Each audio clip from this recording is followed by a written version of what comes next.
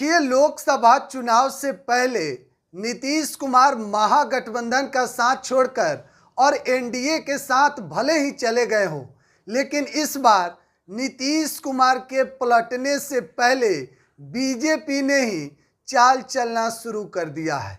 देखिए, बीजेपी के कुछ नेताओं का आप अगर बयान सुनिएगा तो उससे साफ तौर पर अंदाजा लग जाएगा कि नीतीश कुमार को और उनकी पार्टी जनता दल यूनाइटेड को कहीं ना कहीं धीरे धीरे दरकिनार करने की कोशिश की जा रही है।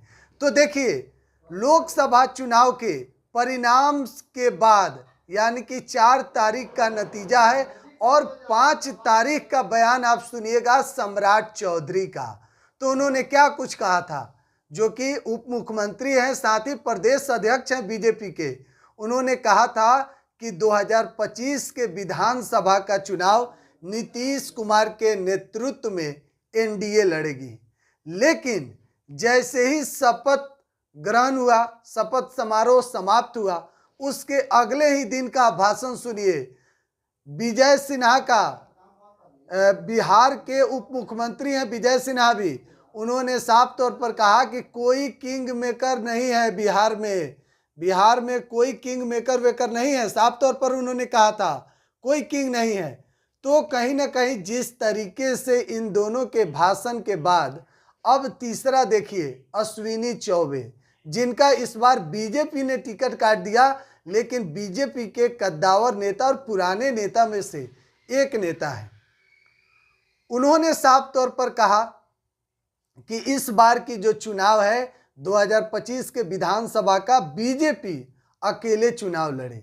यानी कि कहीं ना कहीं अब इन तीनों बयान को आप जोड़िएगा तो आपको अंदाजा लगेगा कि नीतीश कुमार को कहीं ना कहीं एनडीए से साइड करने की कोशिश की जा रही है। देखिए, बिहार विधानसभा का चुनाव अगले साल है। हालांकि इस बार बीजेपी को पूर्ण बहुमत नहीं मिल पाई।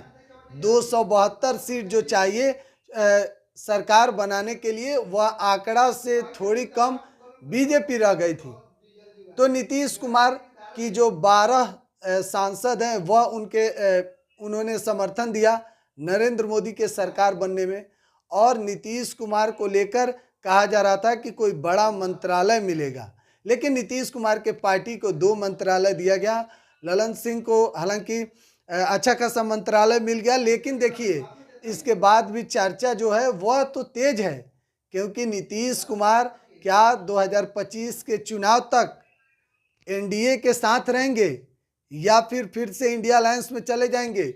वही इंडिया अलायंस जिसको नीतीश कुमार ने बनाया था, सभी विपक्षी दलों को, जो बीजेपी के खिलाफ जितने दल हैं सभी को एकजुट नीतीश कुमार ने एक मंच पर किया था।